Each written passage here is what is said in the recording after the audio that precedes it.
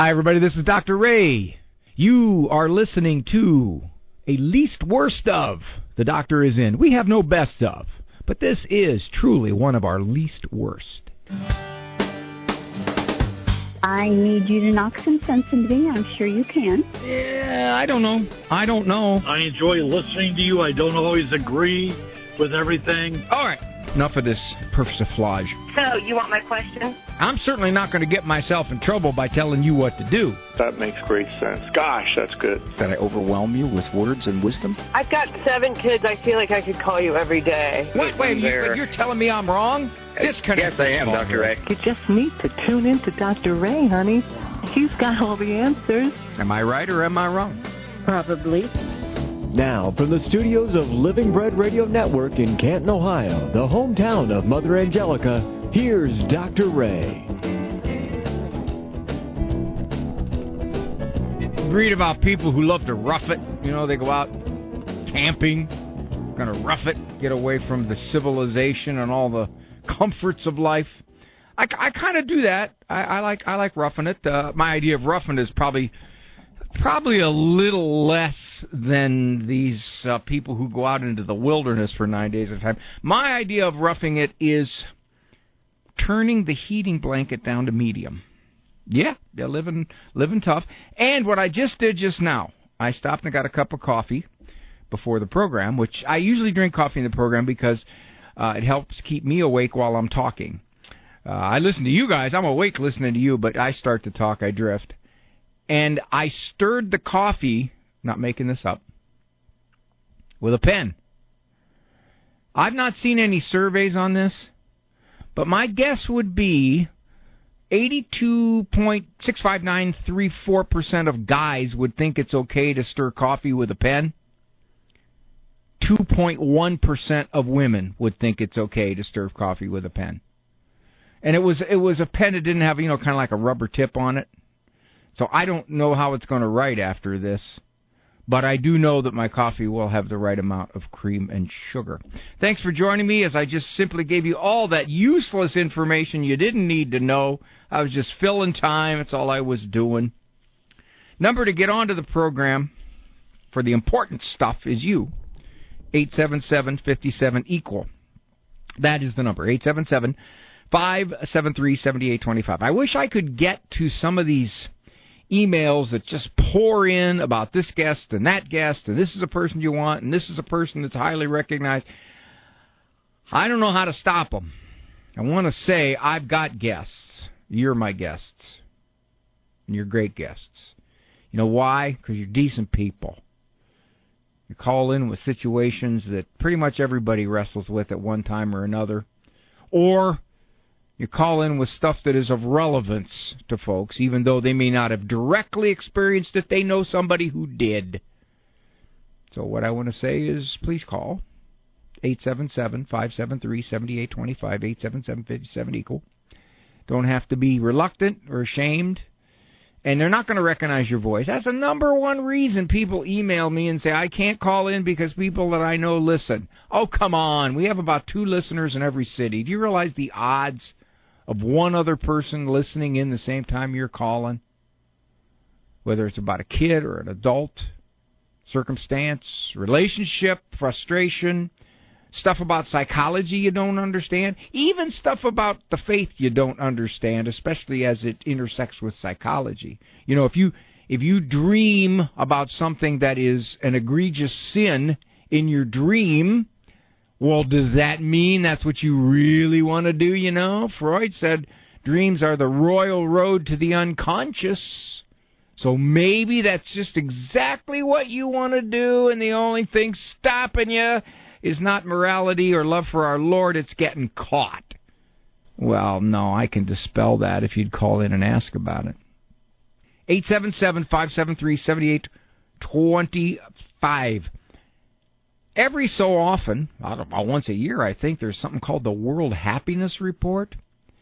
And they do a wide range of questioning from folks, just a boatload of countries, 100 and some, 156 is one report I read.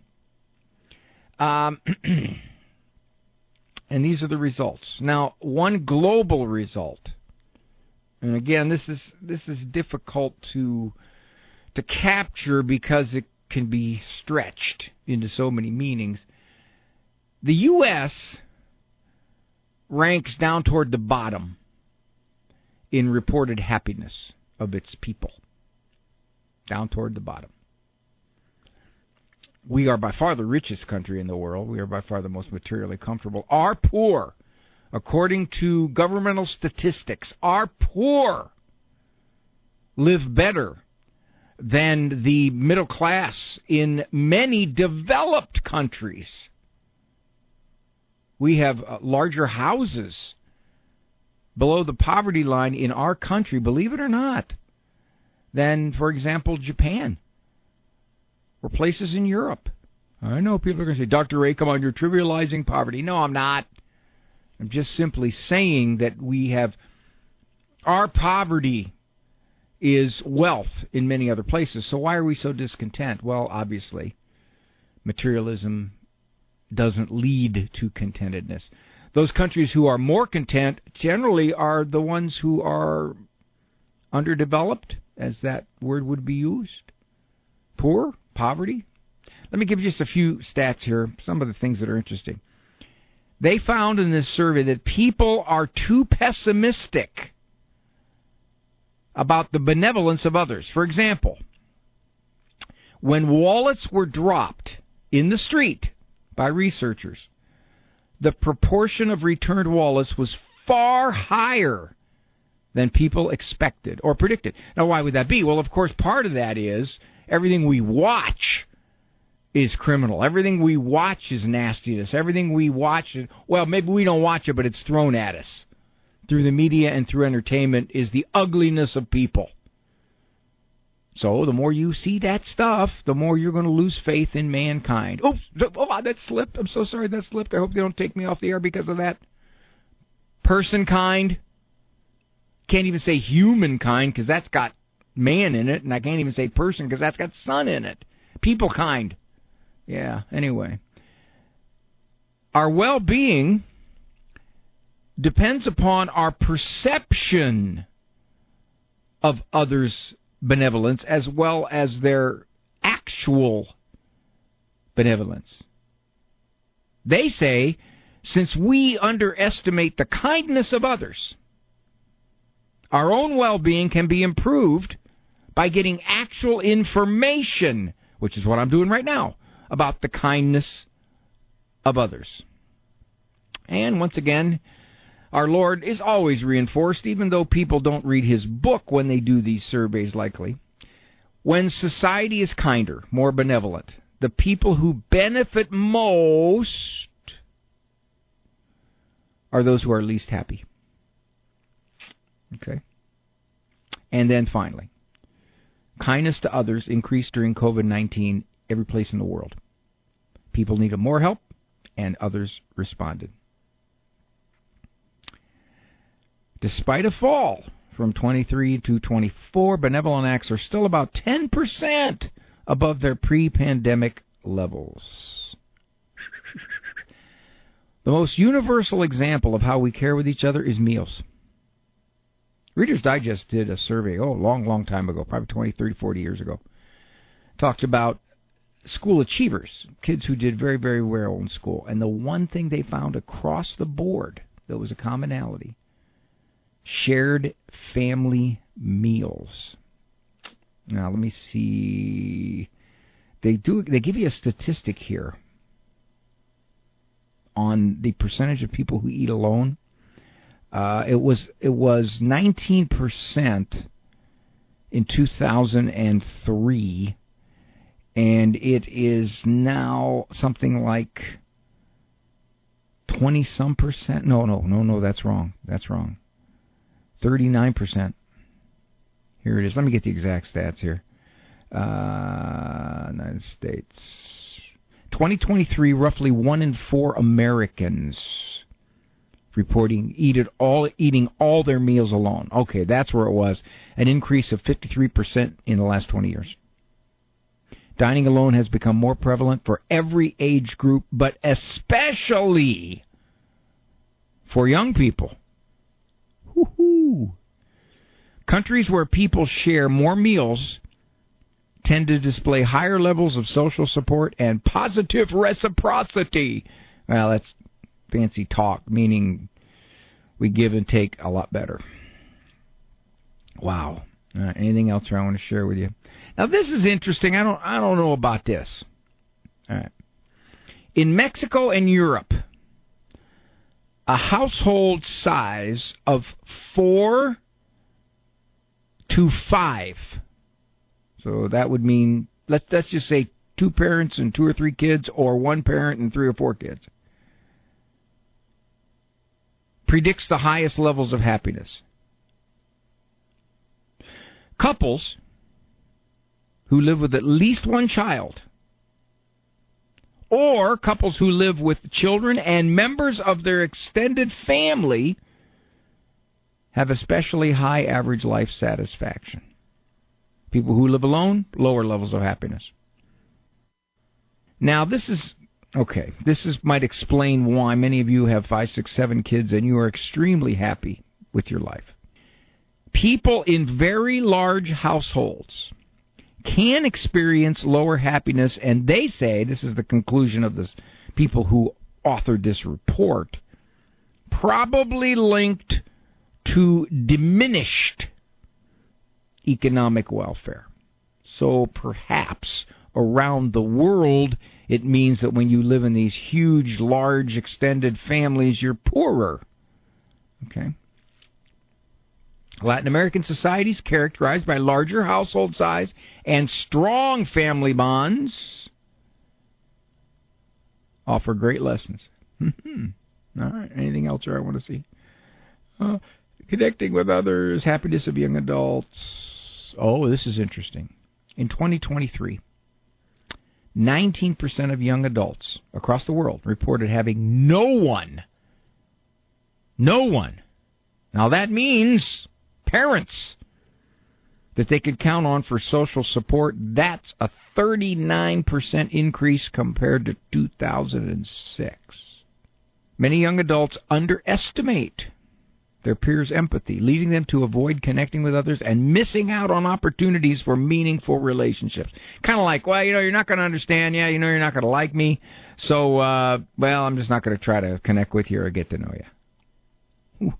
All right, a lot of stuff there. But the thing that disturbs me, that's a strong word. It doesn't disturb me. I'm not going to lose any sleep over it. It's not going to even bother me after I leave this program.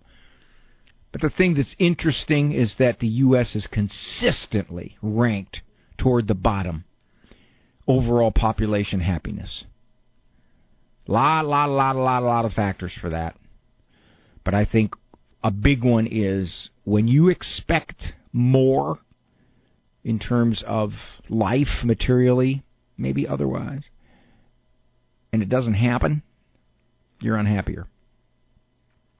In many countries, they don't expect. Okay, just small thing. I'm way past break here, and I'll get to your calls. Small thing.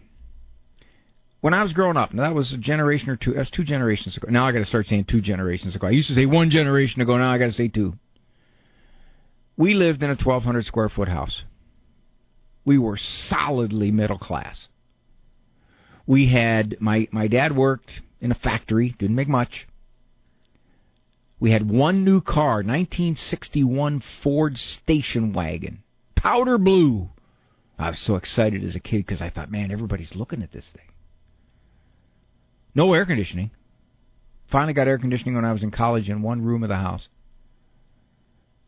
Mom didn't work. She worked for her brothers who were accountants, and she was kind of an aide to their business. We were very middle class. You can't get anybody to build a 1,200 square foot house now. It's not going to happen. Nobody will be at all satisfied. You can live in a 1,200 square foot apartment, maybe a small condo, but as far as housing, not going to happen. By the way, what was the cost?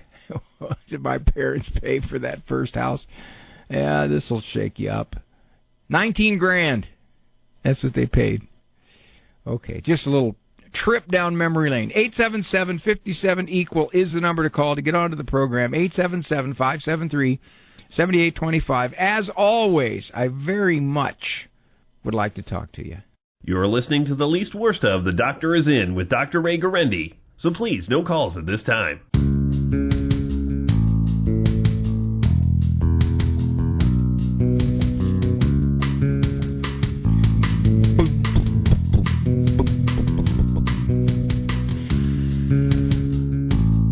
They asked Alan, age 10, how do you decide who to marry? He said you got to find somebody who likes the same stuff. Like if you like sports, she should like it that you like sports, and she should keep the chips and dip coming. There you go. Simple creature. Speaking of the antonym of a simple creature, Laura from Michigan is dealing with somebody that ain't so simple. Hi, Laura. Hi, thanks a lot for taking my call. Sure. I am a caregiver, and I'm not a medical professional. I'm just helping with the activities of daily living. A couple of weeks ago, I picked up a new client. She is bedbound, and she had a bit of dementia from the get-go, but it's getting progressively worse. I mean, just within the past, I've only had her for less than a month, and it notably worsened. She only You're bad for her, Laura. You're bad Pardon for me? her. You're bad for her. I'm teasing. Yeah, you. I guess so, because she certainly doesn't want me around. Well, I want you around, Laura. Keep talking. Well, thank you. Anyway, she only wants her family to take care of her, but the reason I was hired on was to give them a bit of respite. And I completely get it. She basically has lost everything, and I'm the punching bag. I get it, and I get it, and I get it, but I don't know how to deal with the frustration. And also, I'm trying to redirect her as she gets on these loops, repeating the same question over again, making the same demands over again, despite everything I say. And I was just hoping you had some words of wisdom on how to deal with this. Laura, well, first of all, I'm a little disappointed in the way you phrased that. You were hoping that I had some words of wisdom. Well, in other words, wisdom. Not expecting me to have words of wisdom. You were grasping at the slim possibility I might have something to say. Is that what you're saying, Laura? Is that it? Okay. Okay, I'll accept that. Let's take this at several levels. One, we can't know how much the dementia is really, really shaping how she's interacting and how she's looking at life and how she thinks. You can't know it. So let's just assume it is. Let's assume the repetition and the argumentation and the total disgruntlement about life and you and everybody is just going to get worse. Okay, we got that. And the reason we got that is because it's going to change your expectation. Within your description of the scenario was, how can she be different? How can I make her be less argumentative, less grumpy, less obnoxious, pushing me to the limit of my patience? And I'm not sure you can. Okay, so that's, once you expect that, you're not going to be quite as frustrated. Another level. Okay. Another level. One, don't argue with her about anything. And don't correct her about anything. If she says, well, did you get me that? And you say, yes, I did get you that. I've gotten you that 3 times. You do that. Forget it. Forget it. Because in her mind, you didn't get it 3 times. It's brand new. So try not to correct her. That'll just make her mad. Okay? You're challenging her. Okay. Now, let's on to maybe what we can do to make her a little less obnoxious. If you notice something, for example, I watch a lot of these kind of crime dramas, and typically when somebody goes into the house, they look at the pictures in the house to get some indication of this person's life. If you notice, say, for example, 2 kids in her front room in a picture, You grab it. You say, are these your children? No, meaning kids, meaning 30, 34, 35-year-old, whatever. And then get her to reminisce about the past, because all those memories are probably still pretty clear. Okay. Yeah, I have been trying to do that, but she's getting less able to do that. And that's part of that declining cognitive ability. Yeah.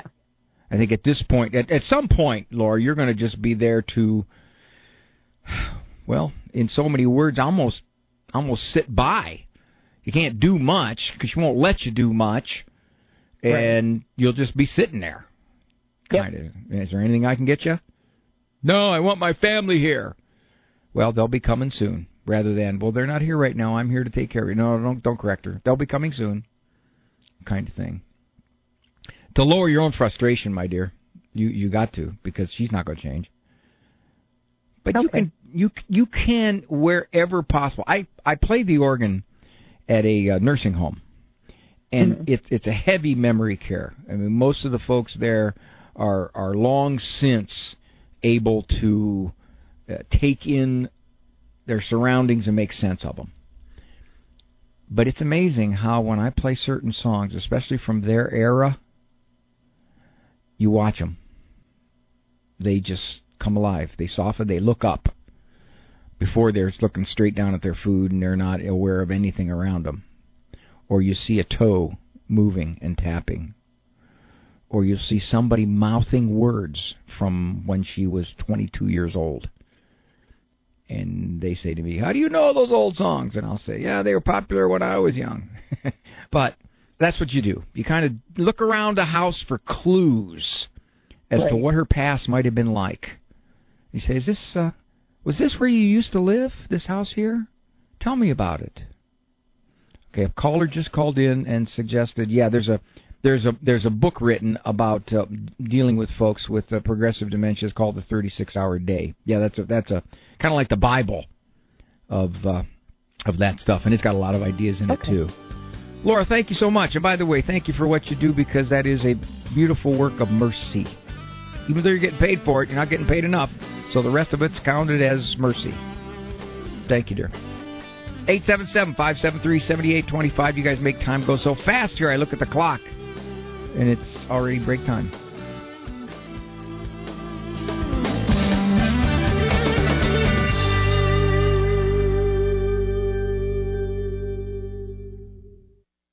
You are listening to the least worst of The Doctor Is In with Dr. A. Guarendi. So please, no calls at this time. The Doctor Is In. Co-production, Ave Maria Radio Communications and the EWTN, Global Catholic Radio Network. Let me double check this here. I want to find out. Hold on. Get this down here. Up to search. I don't know what I'm doing half the time. I need a kid here. Where's Tom? All right, so we got some family events coming up, and I want to read these. Today is Wednesday. This is really cool who we got going on here. If you are listening in Oregon, your EWTN radio station needs to hear from you. Next week, Mater Dei Radio. They are something there. They've been around a long time. Will be airing their spring share-a-thon, Return to God's Mercy. That's starting Monday. So you're in Eugene, Oregon, Vancouver, or anywhere. Give them your support. You can't give more money for a better reach than Catholic media. Karen from Canton, Ohio. Karen, do I know you? You know, I have called before, and every time you think you might know me. You know, that was what I used to in college. I'd go up to a really cute girl and say, do I know you? And she'd go, no, you don't. You don't. And you've said that 4 times to me. Quit it. So, yeah, it's kind of a deja vu here, Karen. So, what's up? I did go to Little Flower when I was younger, so maybe from there. But my question is, my daughter, she took early college classes while she was in high school, and now she's finishing up her associate degree, and somehow through all that education, she wasn't ever able to schedule a psychology class. Does she need and one? I really thought, what's that? Does she need one? Apparently, no. I'm hurt. I'm hurt and insulted. Well, yes, and I also feel like there's something missing from her education not having that. She actually had signed Karen, up. it might be good. Don't be too quick to think that what she missed is deleterious. It might be beneficial. Well, she actually had signed up for an online psychology class, and then she notoriously is not good with online classes, so then she dropped it and didn't tell me. Well, that's bad psychology. So when I did find out, I said, well, I'm just going to have to call Dr. Ray about this. What, do you want me to yell at her? And, of course, she was mortified that I would call you. She probably went, ew, ew. She actually listens to you with me when she's at home. Well, here's the thing about a general psych class. It's going to be a very broad-based class. They'll have a section on abnormal psych. They'll have a section on physiological psych. They'll have a section on personality psych. They'll have a section on the history of psych. So it's just a very general type class. Most people find it interesting, but for the most part, you can't use it in life and in understanding people because it's too general, it's too generic. And if anything, Karen, this has been my experience, so this should put your mind at ease, psychologically speaking. If anything, what it does is it makes you kind of an amateur psychologist, and you don't know the limits of your lack of knowledge, and you say things that just really don't fit well. So if you're saying, I think a psychology class would help my daughter understand people, understand her life, understand a lot of things better, I'm saying no. It would be an interesting journey through a lot of that stuff because people find it fascinating. But other than that, really wouldn't equip her. Okay, let me share with you something that's going to shock you. You ready?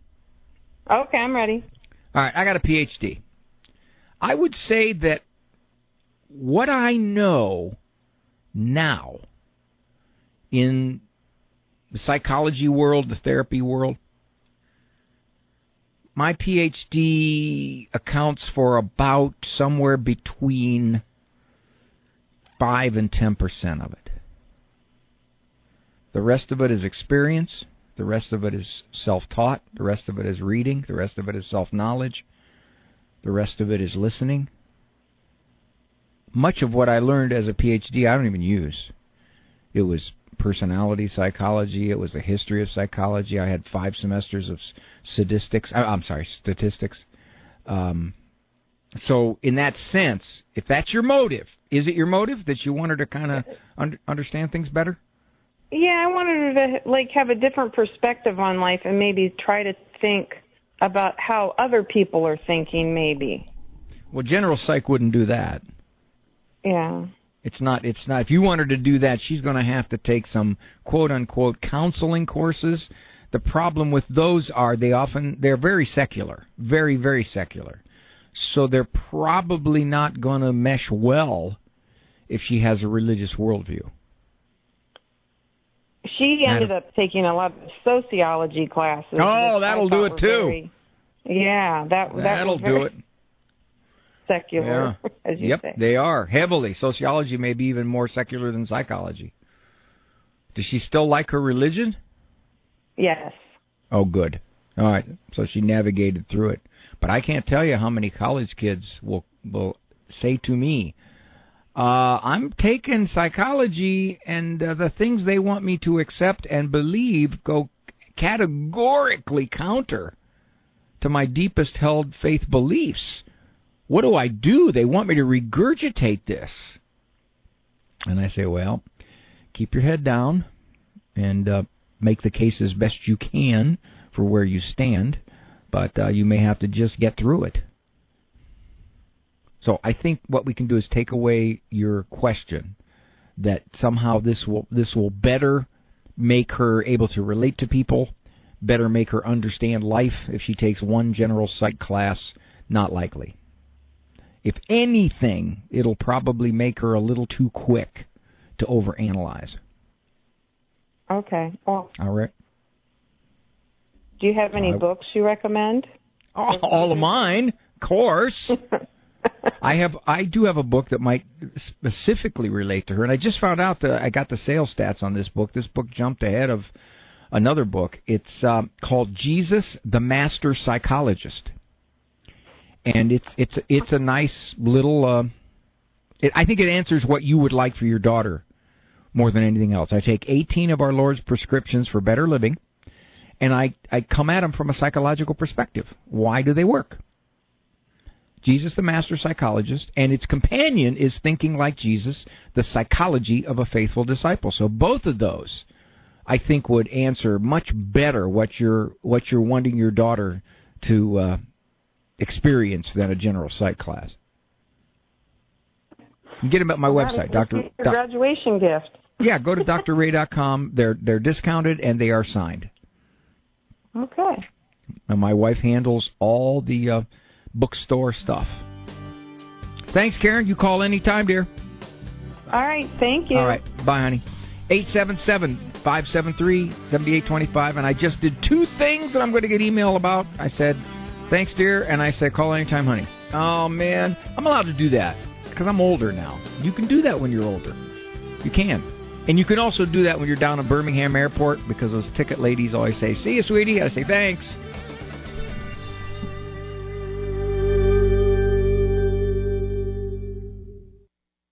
Hi, everybody. This is Dr. Ray. You are listening to a least worst of. The doctor is in. We have no best of, but this is truly one of our least worst.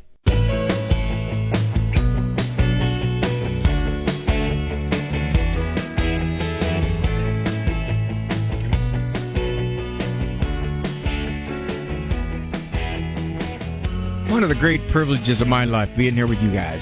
Oh, can't say guys. You people.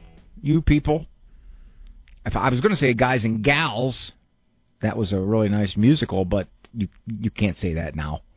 Now you can't say that at all. It's just like peoples and peoples, the new uptake of the musical. Before I get to Jackie, she is a pa. I always love when these people say this. Jackie, you're a ma, really? Oh, that's Pennsylvania, PA. Okay, got it. I play trivia on Wednesday nights. A lot of fun. But what I have found with playing trivia, both my wife and I, is how completely ill-informed I am for pop culture. I don't know who many of the actors are. I don't know the songs for sure. I don't know the TV shows. And this stretches back. This goes back to probably 30, 40 years ago where I just basically stopped watching TV and mostly spent time clinical work or writing or doing the stuff of Catholic media. So Jackie's got a question for me, and I'm hoping that Jackie fleshes it out because if she doesn't, I'm dead in the water. Hi, Jackie. Hi, Dr. Ray. I just have two comments. One, you might not be able to, since you're not familiar. I've kind of stopped watching television as well as I'm getting older. But there was a show called Frasier that was on years ago. I remember that. And I wondered if you ever watched it.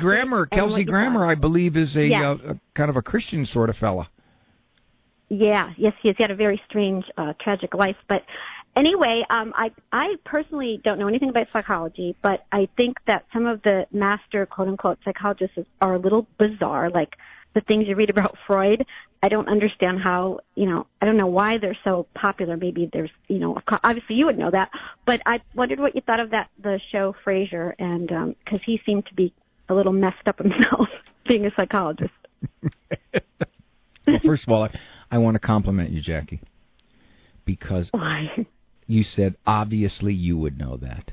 I like that kind of staunch affirmation, not doubting, not hoping I would know it, but obviously. So that's really good. You could have said clearly you would know that.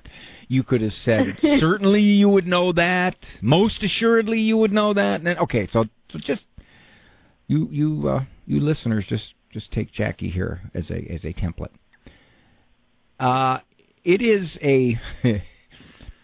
a cliche, but it's got truth to it, that sometimes people go into psychology and psychiatry because they themselves are struggling. I don't know how true that is, but I do know this, Jackie. I talked about it. I don't know if you were listening the last call. I talked about my own PhD.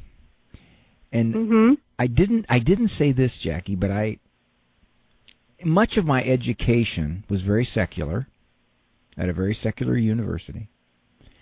And I spent about half my time in my classes with one eyebrow skeptically raised, thinking, you don't actually think this is realistic, do you?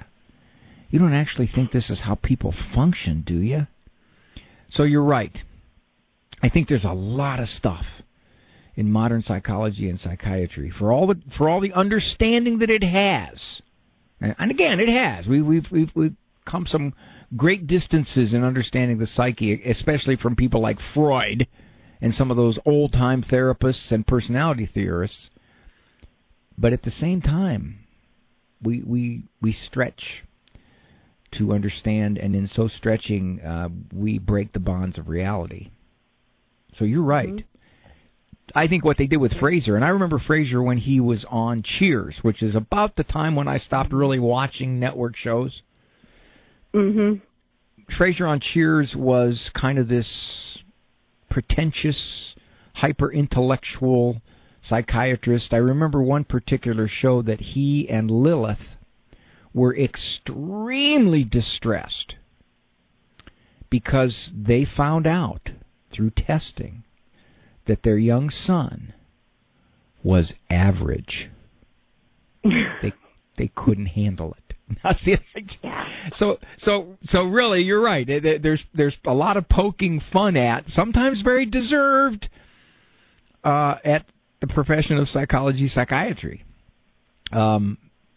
My experience has been, I said this to my wife today, I had a lady email me or something this morning about this 13-year-old kid that she just flat out couldn't handle anymore. The kid was just violent and awful to her.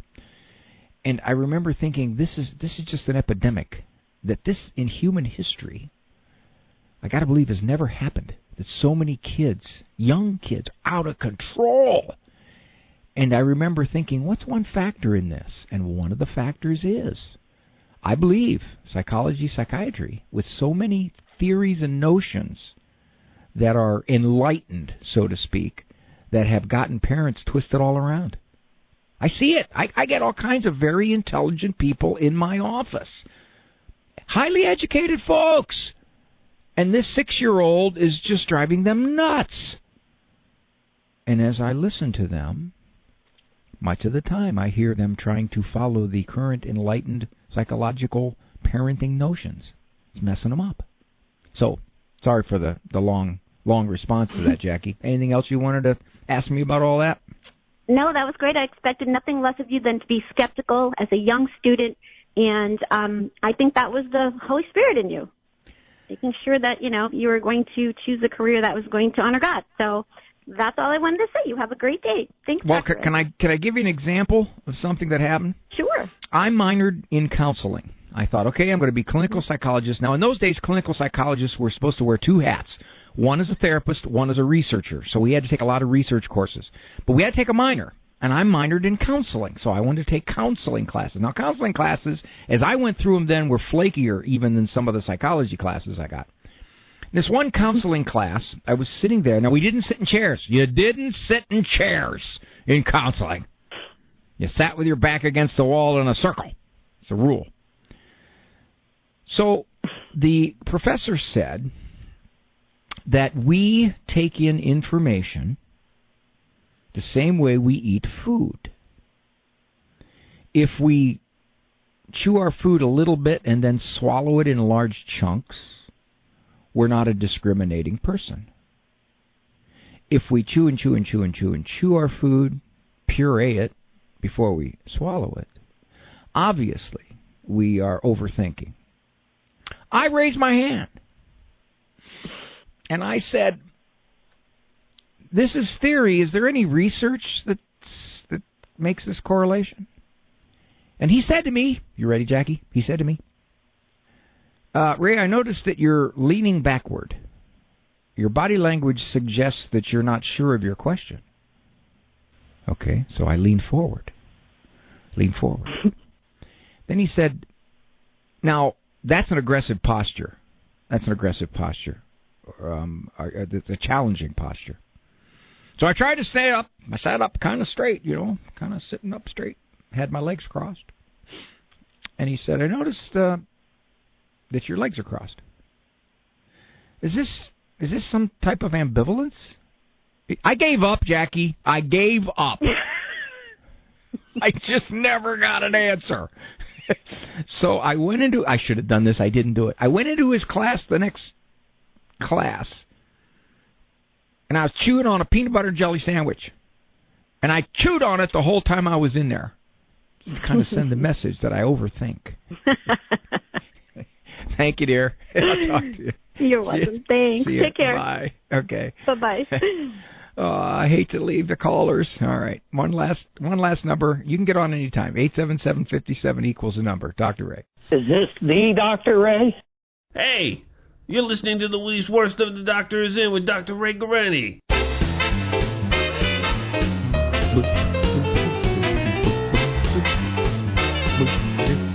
Girls look at this whole marriage thing a bit different. They asked Kristen, age 10, how do you decide who to marry? She said, nobody really decides before they grow up who they're going to marry. God decides it. And then you get to find out later who you're stuck with. I don't know if that's gender norming shaping or just a natural byproduct of the way we are wired. I want to just piggyback a little bit on our previous caller. She was a delight. Back in, oh boy, I don't want to give the decade. Let me put you this way. I was a freshman when Sigmund Freud was a senior. But I worked at a mental health center for 10, 12 years. Even then, even just coming out of school, and this was a long time ago, this is 30, 40 years ago, I was shocked at the insecurity, the second-guessing, the questioning, the uncertainty, the lack of resolve, the corroded authority among so many parents who were coming to me. Many of them were not bad parents at all, but they just were frustrated, exasperated in raising their child or children. And I thought, is this a phenomenon that my profession is not seeing? How can I see it so clearly? Or am I looking for it? And it's not really that clear. It's just that I'm hyper-attuned to it. Well, not so long later, there was a massive survey done by Focus on the Family. Remember James Dobson? He was kind of like the early guru in parental authority. He wrote The Strong-Willed Child and all that. And I remember listening to Dobson, and they said one of the things that they were shocked at finding in their survey, something like 33,000 responses, the insecurity among their parents.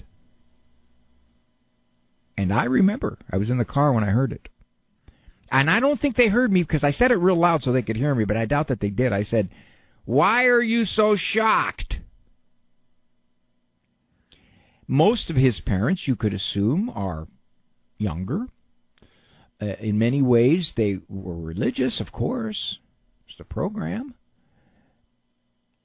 Of all people, you would think that they would very much be relaxed and enjoying of this whole child-rearing journey, but instead, what they found was insecurity and second-guessing and tentativeness.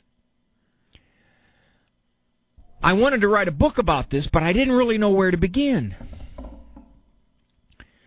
And everything I had read, and back then there was no really Amazon distribution. So if you were going to write a book, you had to get a publisher. And if you went to what they called a vanity press and you got them to print your book, that was kind of like, yeah, right, nice. A little pat on the head, okay, fine, write your book, and then they'll print it for you, and they'll charge you a bunch of money, and then that'll be it. So I didn't want to go that route. I wanted to try to get a publisher. But everything I researched said, you're not going to get one. You've not even written any articles, and I hadn't written any popular articles at that time. You had no media experience other than secular. I just started doing some secular media, but other than any kind of program like this, I didn't have anything like that. So essentially, I was a psychologist in a mental health center in a rural community, Columbiana County. I sent my letter off about what I was finding among my clients. A large New York publisher wrote back and accepted the book. I was shocked. And I remember thinking, I must have hit a nerve among the very people that would be most vulnerable to all the psychological correctness floating around. They were well educated. They were urban. Probably read like crazy. They were in the publishing world. It's the only thing that could explain my first book, You're a Better Parent Than You Think. And I remember my editor had a couple of young kids. I think I must have touched a chord with him. But I think it's only gotten more confusing since then. Now, I'm not saying the experts can't give you some good ideas. Of course. Sort through them. Decide what works for you. Decide what makes sense. That's a big key there. But all too often, when an expert comes across as, my way is the psychologically right way, and if you don't do it my way, let me tell you all the bad stuff that's going to happen to your kid, immediately be suspicious. That's enough of that. Thanks for joining me. Appreciate it so very, very much. Walk with God, that's really psychologically correct. If you're looking for infinite psychological correctness, that's the walk you want. Take your kids along with you if you're still raising them. Thanks for joining me.